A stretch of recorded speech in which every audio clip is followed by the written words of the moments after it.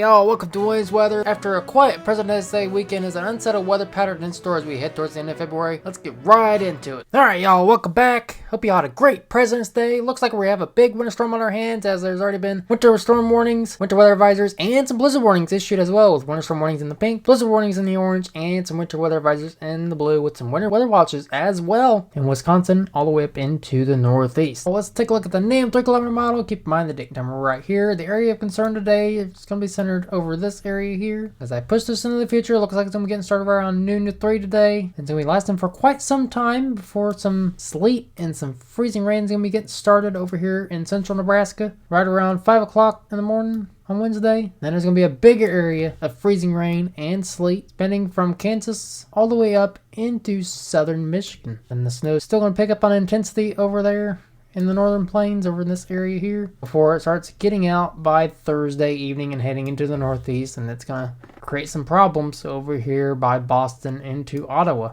Now, how much ice will you get? Take a look at the total ice accretion. Now, as far as the winters for the ice storm goes, it looks like southern Wisconsin into northern Illinois. Looks like y'all gonna be getting about a ½ inch of ice. In Detroit, looks like y'all be getting about a ¼ inch of ice. And over here in New York, into the northeast, looks like the ice storm is going to be getting started on Thursday. You'll be getting about 1/10 of an inch of ice within the wide area. Why I say ice storms are more dangerous than a blizzard is because of this right here.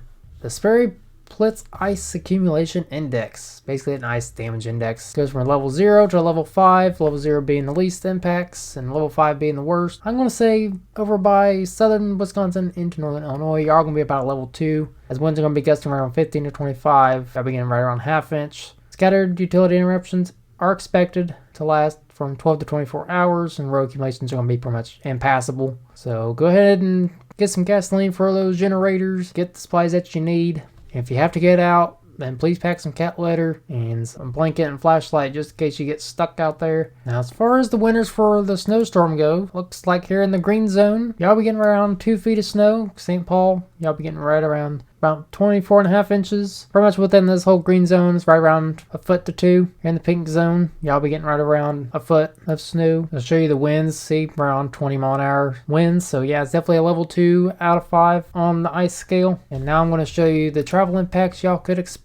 Now it looks like here in the red zone, y'all are going to be having some major to extreme impacts spanning from Wisconsin all the way over into South Dakota, including Wyoming. There's also an area of moderate impacts over by New York up into Maine. Goes into effect for the next 3 days. Now, other than the winter weather side of things, there is a severe weather threat today and tomorrow, as there is a marginal risk issued for Oklahoma and Texas here in the dark green, and in Pennsylvania, Maryland, and parts of New Jersey as well, mainly for a damaging wind threat within both zones. And there's a hail threat just for Oklahoma and Texas here as well. There's no tornado threat to worry about. As far as day 2 goes, on Wednesday, there is a slight risk which spans from western Illinois all the way over into Oklahoma here in the yellow, mainly for a damaging wind threat, as well as there's a 50% chance here in the yellow, 2% chance for tornadoes in the green.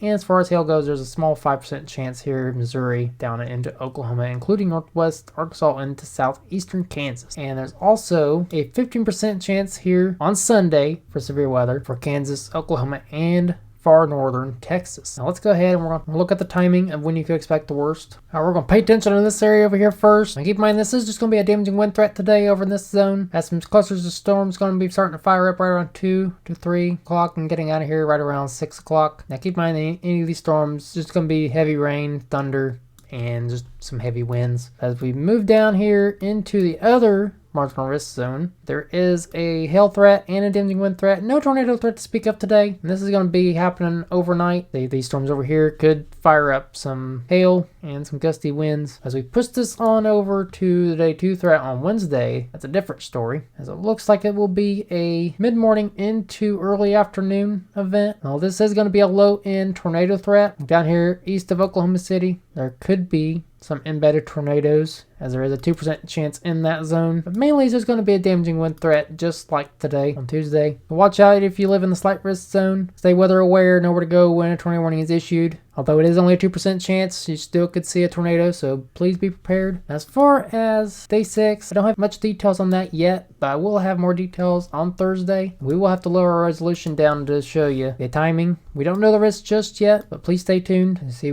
push this to Sunday. Looks like this will be a late evening into overnight event. Now, other than severe weather, we have a flooding threat as well. There is a slight risk for excessive rainfall spanning from northeastern Missouri up into northwestern Indiana with a marginal risk surrounding that. And as far as day 3 goes, there is none. But the next 48 hours, expect upwards of 1 to 2 inches of rainfall in that area. So if you live in the marginal risk zones today, slight risk zone on Wednesday, and in the 50% chance on Sunday, please stay weather aware, know where to go when that tornado warning is issued, have a severe weather action plan in place. We're going to go ahead and we're going to look at the Euro model. We're going to take a look at what the future has in store. We already know we got that big storm system that's going to be affecting us for the next couple days, all the way through Friday.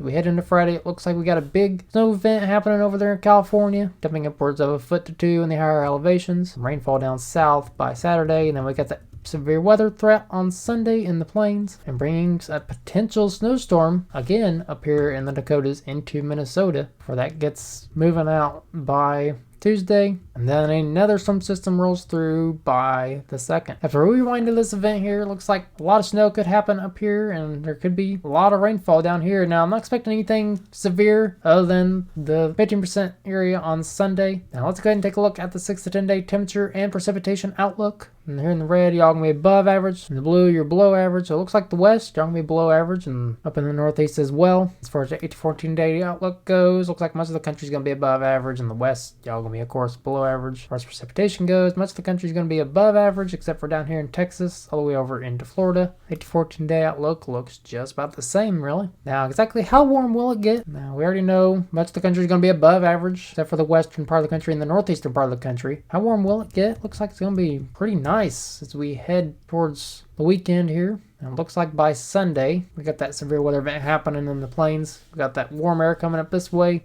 cold air this way, and right in the middle of that, that's where your severe weather is going to happen. It looks like we're going to be in that pattern for quite some time. Now, lastly, I'm going to show you the 500 millibar jet stream. We're going to push this to Sunday. I'm going to show you what the jet stream is going to look like. This is where we get the troughs and ridges, and that's what causes different weather patterns. As you can see right here, this is a trough, and it's sort of turning negative as it's heading towards the plains. As you can see, cold air funneling this way, warm air funneling this way, and this is going to be the impact zone right here. So please be weather aware on Sunday. I will have more details as I get them. So that'll do it for this video, y'all. It looks like it's going to be a pretty busy week this week as far as weather goes. Winter storms up by the northern plains into the western part of the country. The south central part of the United States is dealing with the severe weather, so just have a severe weather action plan in place for the next couple days and into Sunday as well. As far as the winter weather side of things go, if you have to get out, please be careful. Pack a safety kit with you, cat litter, flashlight, blankets. Don't have to get out, don't. If you do, then please be careful. And it looks like it's going to be warming up as we head towards March. So if you like the content, please hit that thumbs up button. Don't forget to subscribe below. And any feedback helps the channel, so comment below as well. Until next time,